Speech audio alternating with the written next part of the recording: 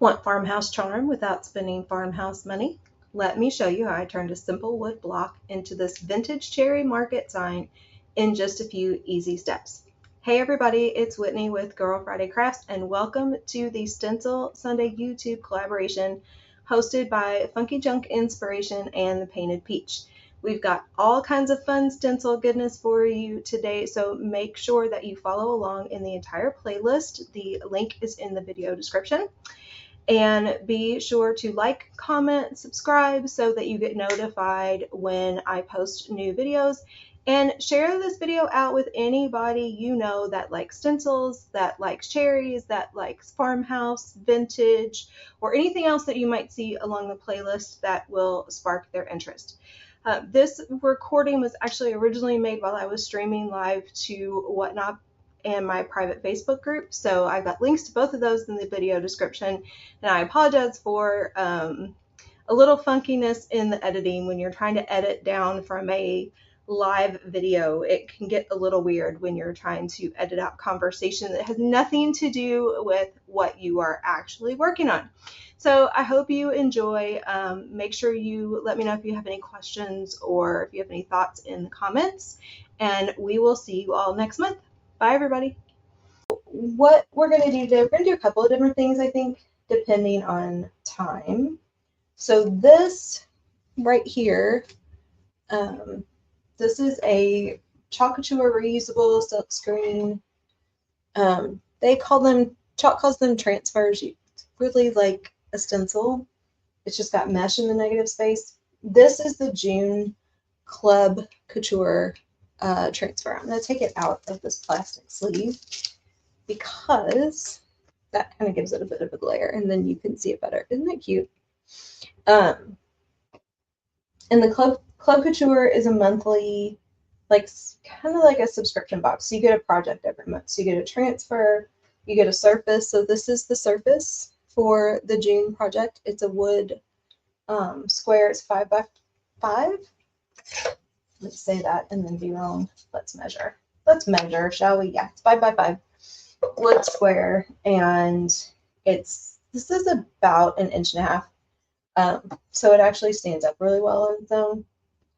And this little like sweeter by the pound piece fits really nicely on there, but you can use all kinds of other pieces. You obviously make it double-sided. So we're going to do that. I have some paper because what I want to do is take some of these smaller cherries and make little fussy cuts that we can attach to the surface after we put the design on it. So the first thing we're going to do is put the fussy cuts on the paper because those need time to dry before I can actually cut them out. And to do that, I'm going to need my handy dandy surface wax. And I don't always use the surface wax, except when I'm working on paper. Then I always use the surface wax because it will most definitely, the adhesive on the back of the transfer will lift up your paste and tear your paper. So we're going to put the surface wax on first.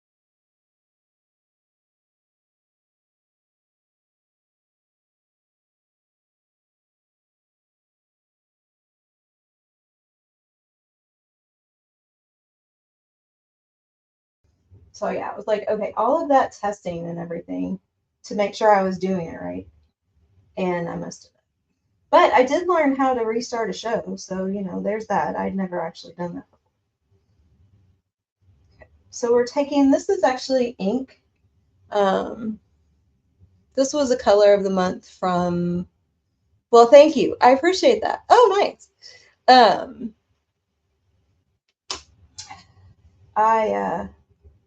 You can use ink on anything as well, the Chalk Couture ink as well as the paste. So we're going to lift this up. I'm going to get this little flower right here. I want to lift this up first. so that it doesn't dry with the transfer sitting on it. Now, I will say this, if I am working with paper, I think ink is a little more forgiving. So if I have the color I want in ink and isn't it gorgeous? I love it. I will tell you the truth.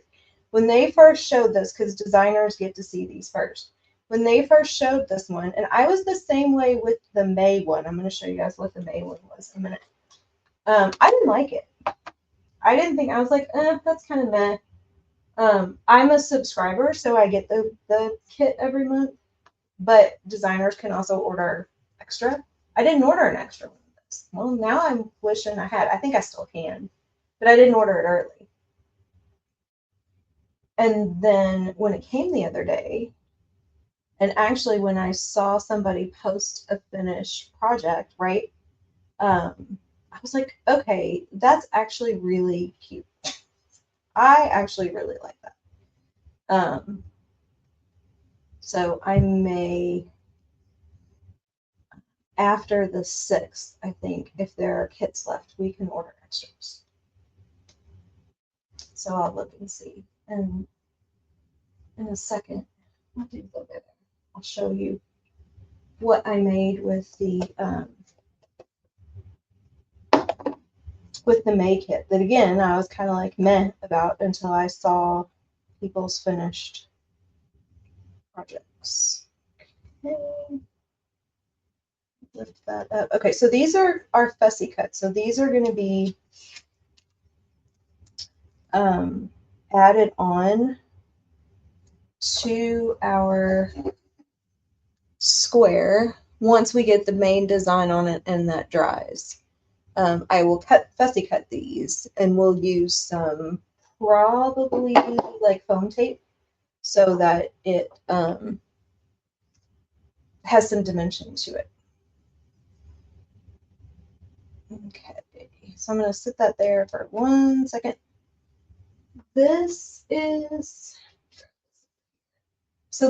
the May club kit. It's called Heart of Paris. So it's just got all these little French inspired designs. Now I was all about the crowns. Give me anything with a crown on it. And then it came with these little tags that are made out of what's called chalk suede paper. So it's a paper that's coated and you don't actually have to use the surface wax with it. I know, right? And I was kind of like meh about it until I saw the transfer and people put like part of the transfer on the middle of the t-shirt, and somebody put just the shoe in the middle of a t-shirt, which I thought was really cute. I'm probably going to do that. And then I got the tags and I was making the tags with them. I'm like, okay, these are really cute. These would be really cute for junk journaling. I have a couple more of these tags to do stuff with, and I just played with all kinds of different colors. So yeah, so those were really fun. Now we're going to take our block and we're going to get this on there.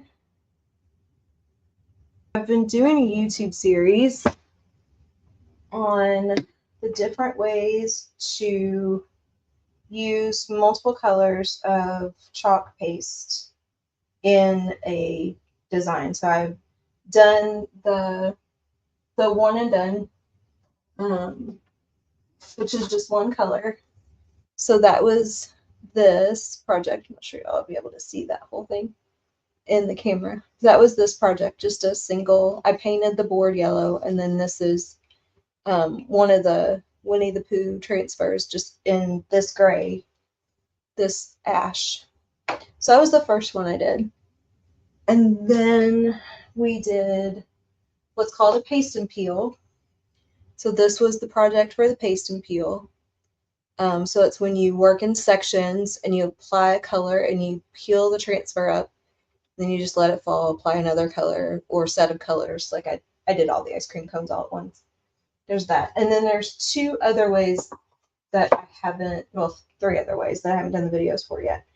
And one of which is my favorite, which is called Hot Mess.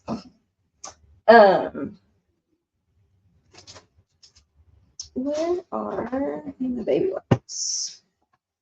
Where are my baby wipes? That is a good question. Clorox wipes will work.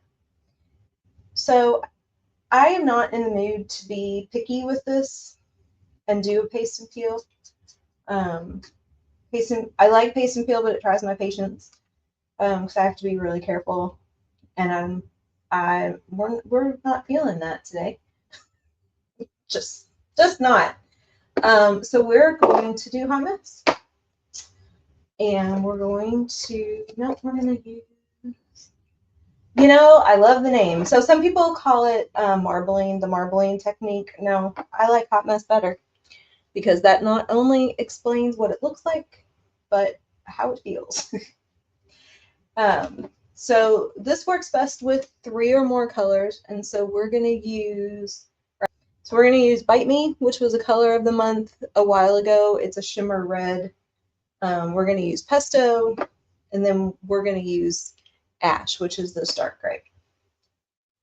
So this will make sense as I do this, as you see what I'm doing.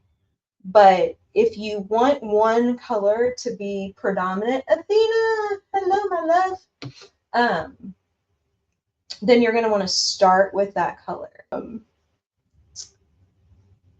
If you don't care, if you want an equal distribution of your colors, then it doesn't matter what you start with. If you want a color to be less, that's funny. That is even funnier. If you want a color to be less prominent, then you're going to want to do that last because you're going to have less of the color in your design. So I want red to be my prominent here. So we're going to start with this. You can do this with a squeegee. I do it with my finger because I just get better control that way. You definitely need baby wipes, Clorox wipes, something like that, so where you can clean your finger off really well. And you're just going to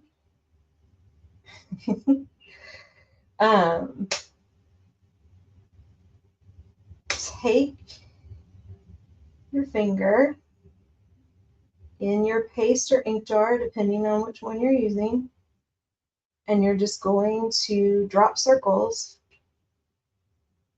on your hello. Hey, it's Sandra. How are you? You're just going to drop circles on your transfer.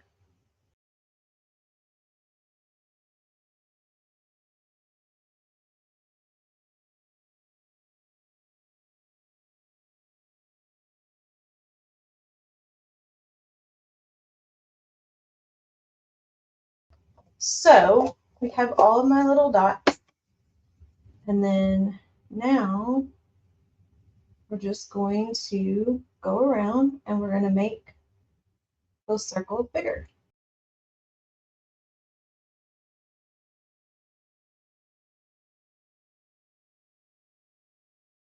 Okay, so you do all that. You get all your colors blended together with your fingers, and then you take your squeegee and squeegee off the excess. And I usually try to put the excess on a plate or in a color tray because there is often enough to use it on something else. So I have some notebooks here. I was going to make a couple for some giveaways if we have time, and I can use that. So it'll give me that same sort of marbled effect. All right. Now we take this.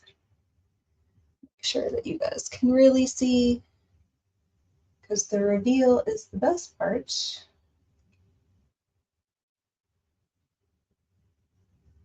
And then you've got all those colors mixed in together. Speaking of Christmas, if that does not look like a Christmas design, I don't know what does.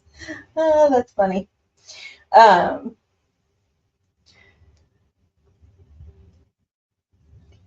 So there we go. That is our hot mess or marbling technique, and that was much faster than me trying to go through and put all the individual colors where I wanted them. Probably could have used a little bit more gray um, to give it a bit more of a vintagey look, but what I can do is once this dries, and we'll cut the fussy cuts and I may not place them, but once this dries, what I might do is take some dark wax and put some dark wax like on the edges and maybe just a smidge over the top of this to give that a little bit of a vintage look. So we're going to let that dry for 1 second. And then one of the things we talked about was using these for altered cards, and Height Normal showed one that she made in her show earlier. And so I'm going to, so this is a card that I got from CG Boomerang Echo in one of her Monday night Talk to Ghost shows. And it was cool because it's what's your favorite way to connect with nature and the outdoors. And it was just laying here before I started, and I was looking at this little flower. And I was like, oh, that's cute. So if you collect playing cards for junk journaling, if you're intrigued by the whole altered card concept, or if you do artist trading cards, this is one option for how to do that. And I'm going to use the Bite Me on this because that is going to give me a nice bright shimmery red, which should show up really well on that card.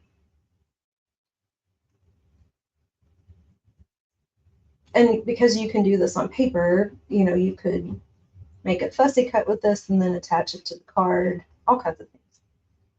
You could do all the things with this.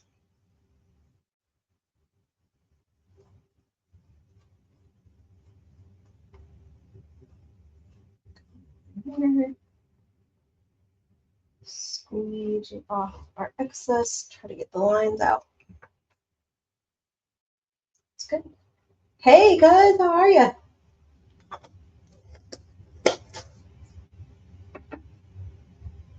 All right. That away, get that out of my way. Otherwise, I'm going to end up with paste everywhere. Now, I didn't wax this, hoping that the coating on the card would be sufficient. That would have pulled up a little bit easier if I had put the surface wax on it. But most of the playing cards, unless they're really old and paper, you know, really just paper, right? You should be able to do that. And so then we've got that little, just that little flower on that card, and all kinds of other things that you could do with it. And I could actually flip this over once it dries, and I've got different transfers that have like small floral patterns, and I could put like a small floral pattern on this side of it too if I wanted to. But that was really more about just like making a little sample. Okay, I'm gonna put this off to the side for a second. I know that's really cute, right? And we're gonna get, so here's the fussy cuts that we made. Okay, put that completely out of my way. And I'm gonna get my scissors.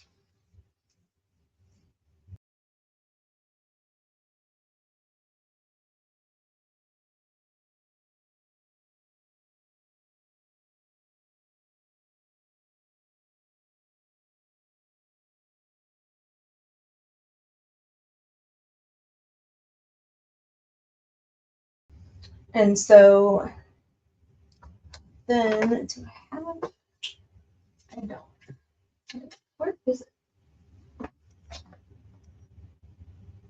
Okay. I love it when I move things and I don't know where.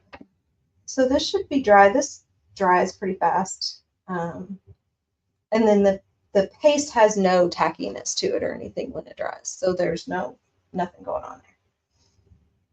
So let's pretend that I've put a little bit of Distress ink around the edges of this, and that I have some dark wax on this block to kind of give this a little bit of a vintage look. And then we'll take some foam dots and put these really wherever you want, right? You could also, if you really wanted to, you could take some, like I have acrylic paint markers. You know, I could go in and add some red to that. You know, I could darken that stem up a little bit. I could add some color to this flower. I mean, all kinds of little things you could do with these little fussy cut pieces. And I don't want it to completely cover that, so we could put that like right there. This is the hard part about not being able to be front facing. I can't kind of like hold it up and show you guys. But you know, you put these little pieces kind of wherever you want to add some 3D elements. And if you didn't want them to hang off, you could, you know, put them all the way on there, but use foam dots so you've got some dimension to them. You could also just use those little fussy cut pieces on cards or something like that.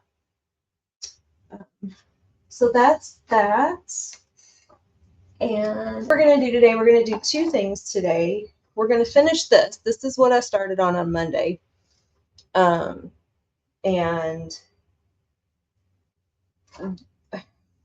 I like how this looks in the overall effect. So this is the chalk couture hot mess technique, or marbling technique. But the colors are brighter than what I had in my head, and I wish I had put a little more gray in there so it has a little bit more of a vintage look. So we're going to try to fix that. Hee hee. Try being the operative word. With my handy dandy dark wax.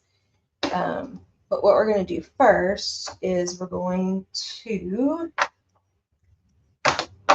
ink the edges of our little fussy cuts that we also made. I went a little crazy when I was getting ready because when it comes to ink, I am as many people are, I am a Tim Holtz Distress ink girl, and my vintage photo and my walnut stain inks have flown the coop. So, in addition to,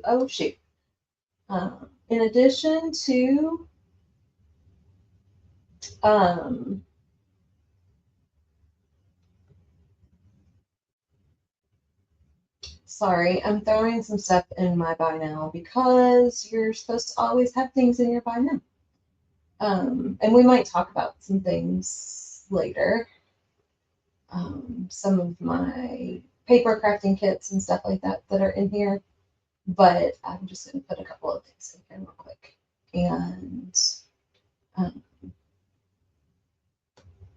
And I don't remember what I was talking about in terms of so in my next Michael's run for new paintbrushes, because I am death on paintbrushes, and I ruined my absolute favorite one.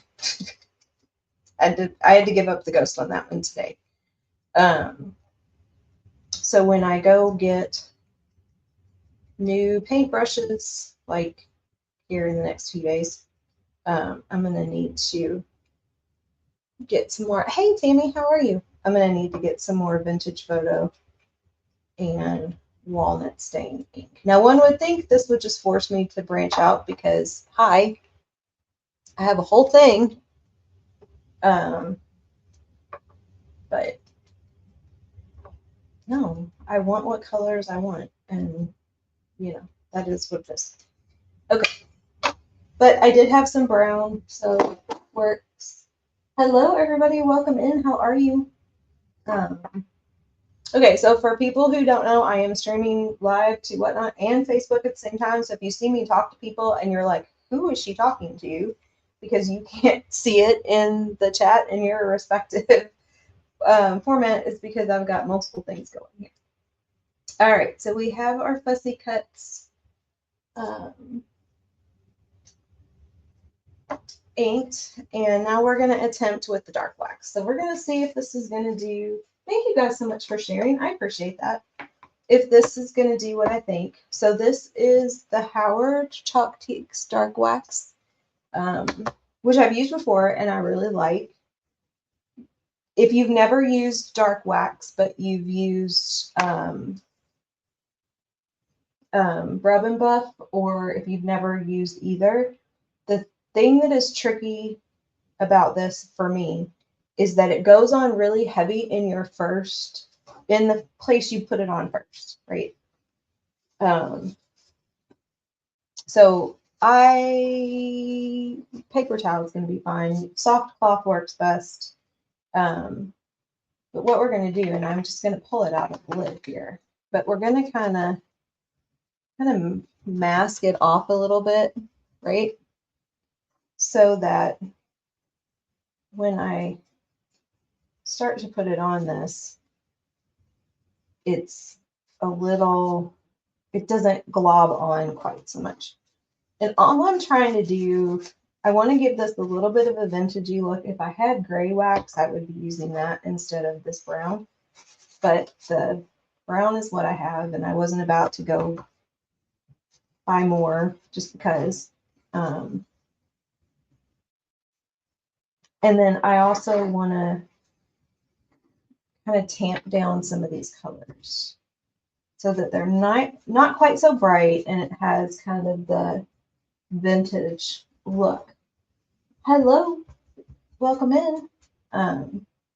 Because this, as cute as this is, and as much as I like this, I gotta try to stay on camera. Let's do this a little bit too. There we go. And you guys might not have the same look to it that I have, but it's just a little bright, and I just needs to look a little vintagey. So we're trying to do that. And you guys, things like dark wax, Dixie Belle's gilding wax, Rub and Buff, those things are great. You can even just use Distress ink if there we go. There we go. That is, oops. That is giving me the look that I was looking for here. All right. Because now we have what this should look like, right? In my mind, which is a kind of a vintage piece. And you don't have to, but if you're finishing it for a decor piece, if you're finishing it because you resell, if you sell your finished goods, then obviously you want some uniformity. So you're going to take some of that dark wax and you're just going to go around the edges.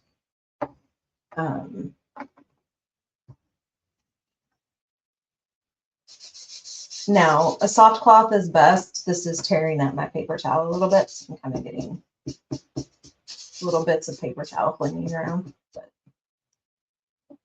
I forgot about that. I mean, I have a ton sitting right across from me on my little shelf, but this will do. Now, this stuff does have an odor to it. So if you're sensitive to that, you want to be in a well-ventilated area or have a fan going. The longer you have it open, the more the odor permeates, that sort of thing. It doesn't bother me that bad. Okay, so we're done with that. I mean, you guys, you saw how much of that I used. This thing of dark wax can last me freaking forever, which is great. Okay. So there's that. And for anybody who didn't see this on Monday, this design is actually the whole thing is the Chalk Couture June Club project. See if, no, I think my transfer is still sitting upstairs because I washed it yesterday. So you get the reusable transfer, you get this this 5x5 square. You get 2 paste packs of cherry and pesto, which are I used a red called Bite Me, which was a color of the month from a few years ago. I thought I was out of cherry paste. I actually found it this morning. I also used pesto, and I used a little bit of ash to give it a little bit of that gray. And then the first time you get a kit, you get a squeegee. So you've got that. Okay, so that's finished. And now we're just going to add, I used pieces of the transfer to make little fussy cuts. I just did this on scrap of paper. And I used the surface wax, which I did actually have some of this to put in my shop here. So I wasn't sure the other day. I thought I ordered enough, but I couldn't put my hands on them right away. And so I was hesitant to list them just in case the brand new jar I had was just for me. But I did actually order more. So I have 2 jars of that. Now, I don't use the surface wax a lot. I use it when I'm chalking on paper. I use it when I am chalking on top of chalk. So say like I used a whole background transfer on this and I wanted to put something on another design on top of it, I would chalk on top of that because those adhesive transfers are going to pull up that kind of design. Or if I am, well, I shouldn't say, actually, I don't as much as I should. If you are chalking on a painted surface that has not been sitting to dry for 24 hours, you really should use the surface wax. I am really bad about not doing that, and 75 to 80% of the time I'm okay, and then there's that 20 to 25% of the time where yeah, I should have waxed that. And then we're just gonna, no rhyme or reason really. I just wanted to add a little bit of dimension with these fussy cuts.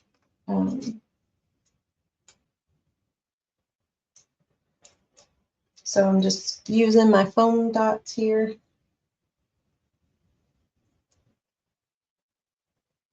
And this little one up there like that. And there's that. So I don't know what I'm going to do with this one, but I feel like a third one might be a little bit too much. Have I figured out what I'm doing with this yet? No, I have not. No, what I got to thinking about today in my head was that this would look really cute. This pattern, this design would look really cute as part of a larger surface. So I would have to redo it on something lighter because this is way too heavy to adhere to something else. But I have, there's, something like this, smaller, obviously. Like I have 5x5 ones of these. It's just MDF and painted